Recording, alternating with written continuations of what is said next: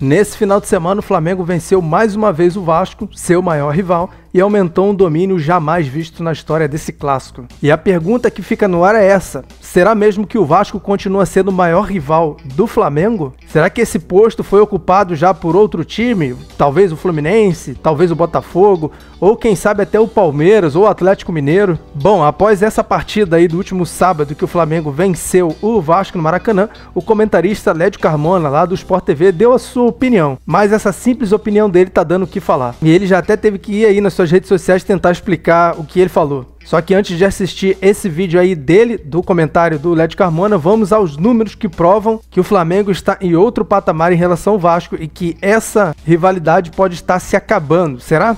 Vamos lá. Por exemplo, nos últimos 30 jogos, desde aí do dia 25 de fevereiro de 2017, foram 17 vitórias do Flamengo, os últimos 30 jogos. 17 vitórias do Flamengo, 11 empates e apenas 2 vitórias do Vasco, que foi aí uma em 2021 pelo Brasileiro de 2020, né? Foi naquele período que não tinha torcida no estádio, o Vasco venceu por 3-1. E no Carioca de 2023, quando venceu por 1-0, o Flamengo era treinado pelo Vitor Pereira. E nesse recorte aí de vitórias do Flamengo, entre fevereiro de 2017, quando começa esse recorte de 30 jogos, até abril de 2021, o Flamengo manteve essa invencibilidade que foi recorde na história desse clássico, que está mostrando realmente que isso está ficando totalmente desproporcional. Sem contar as últimas goleadas aí, o Flamengo inclusive metendo 6-1, metendo 4-1 e vencendo com certas facilidades aí nesses últimos jogos, no recorte de 30 jogos. Então, vamos aqui ao vídeo, vamos tentar entender que polêmica foi essa que o comentarista Lédio Carmona falou no debate aí no Sport TV. Vamos lá. O Vasco tem sofrido demais assim na mão do Flamengo. Vou falar uma coisa aqui que eu ainda não tinha falado, nem escrito em rede social, não falei sábado, que eu achei que ia levar muito tempo a elaborar isso, já falei para algumas pessoas. Ah, então não foi no sábado que ele falou após o jogo, foi talvez aí no dia seguinte, né? Ou na segunda-feira, porque isso já tá repercutindo, aliás, foi no domingo, porque isso já tá repercutindo aí já desde ontem. Segunda-feira, eu tô gravando esse vídeo na terça-feira. Exclusivo. No meu círculo mais próximo. Que talvez irrite alguns vascaínos, mas a impressão que eu tenho é que o Flamengo não vê mais o Vasco como um grande rival nesse momento. Essa geração de jogadores do Flamengo vencedores. Entendeu? Porque...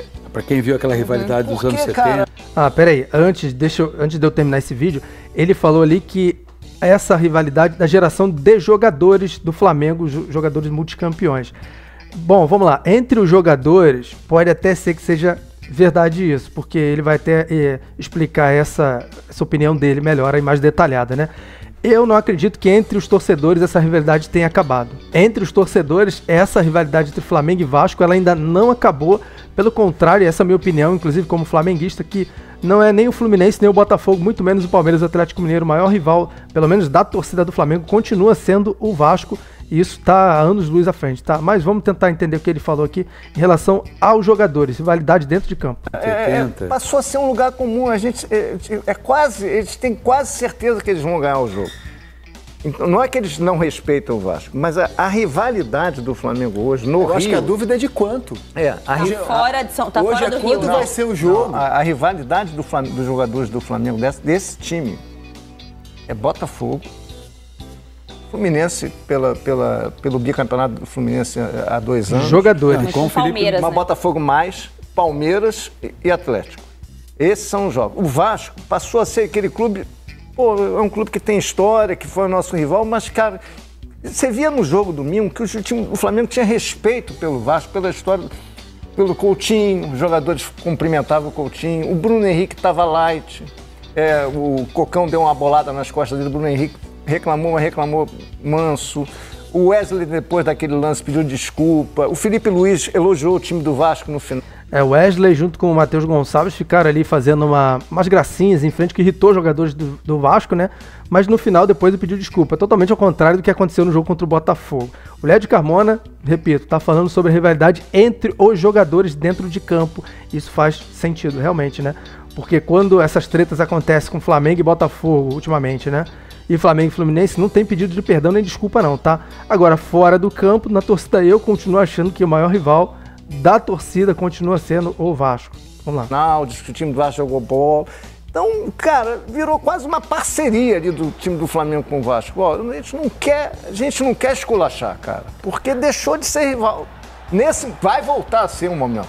O Vasco é muito grande, tem uma história maravilhosa, vai voltar a ser.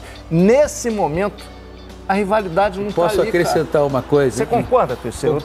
Concordo, e acho que tem um episódio do jogo e ele não pode, pelo menos, ser pautado por uma distorção. Porque no segundo tempo o Vasco deu uma melhorada. Não foi o Vasco que deu uma melhorada.